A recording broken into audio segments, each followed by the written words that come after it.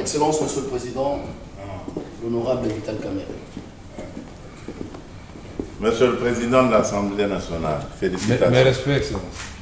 Mes respects et merci pour tout. Merci pour tout. Aujourd'hui, c'est un grand jour. Merci. Félicitations. Loyauté réitérée. À la demande du président de la République, parce que nous étions 3 candidats et le président a voulu qu'on applique la démocratie parce qu'il ne voulait pas avoir de préférence pour l'un ou l'autre candidat. Je dois d'abord rendre grâce à Dieu qui a fait que cet événement puisse avoir lieu. Remercier le président de la République pour la confiance qu'il m'a toujours faite et je réitère ici cette confiance auprès de la haute autorité de l'Union sacrée.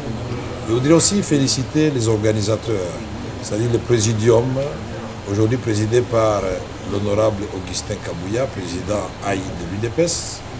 Remercier le président Bosso et le président Bahati qui étaient dans la course avec moi. Nous avons gagné ensemble parce que nous avions pris l'engagement devant le président de la République de mener un combat loyal, démocratique, et que ce combat ne laisse pas de séquelles, que ce combat ne nous divise pas, que ce combat se fasse dans la loyauté, et que bien au contraire, que celui qui gagne puisse avoir un regard tout à fait particulier envers et respectueux envers ceux qui ont perdu, et que ceux qui ont perdu comprennent qu'ils n'ont pas été frustrés, mais c'était la volonté de la classe politique, de la majorité.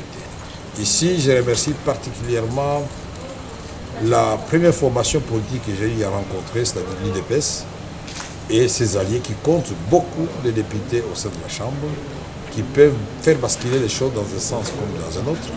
Je remercie tous les regroupements de l'Union sacrée qui m'ont fait confiance. Je remercie les amis du PCR, Tony Kankou, Jean-Lycée Boussa, Julien Paloukou, Bokele et d'autres qui nous ont accompagnés dans ce dur combat. Maintenant que je vais devenir président de l'Assemblée nationale, inévitablement, parce que je serai le candidat de l'Union sacrée de l'opposition, candidat unique, et je voudrais rassurer tout le monde que nous allons travailler dans l'harmonie, que nous allons faire en sorte que nous puissions redorer l'image de l'Assemblée nationale et du député national.